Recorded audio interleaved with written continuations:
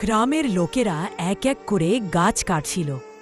কেউ বলে গাছ রেখে লাভ কি, কেউ বলে জমিটা ফাঁকা হলে ভালো লাগবে। কিন্তু এক বুড়ো কৃষক শুধু একটাই গাছ রেখে দিল, একটা পুরনো আম গাছ। সে প্রতিদিন সকালে গিয়ে মাটি ছুঁয়ে বলে, তুই থাকিস রে, ছায়া দিবি একদিন। সবাই হাসে, এই বুড়োর মাথা গেছে। কিন্তু সে চুপ।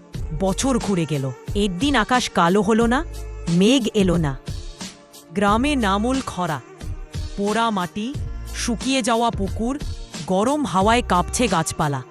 তখন সবাই দৌড়ে এল সেই আম গাছের নিচে। শীতল হাওয়া, ছায়া, যেন প্রকৃতিমা বুক পেতে দিল। বুড়ো কৃষক মৃদু হাসল, বলল, বাঁচাও, একদিন সে তোমাকে বাঁচায়। সবুজ পাতার ফাঁক দিয়ে নরম আলো পড়ছে মাটিতে, আর মাটির গন্ধে ভরে উঠছে পুরো পৃথিবী। প্রকৃতি তোমাকেই বাঁচাবে।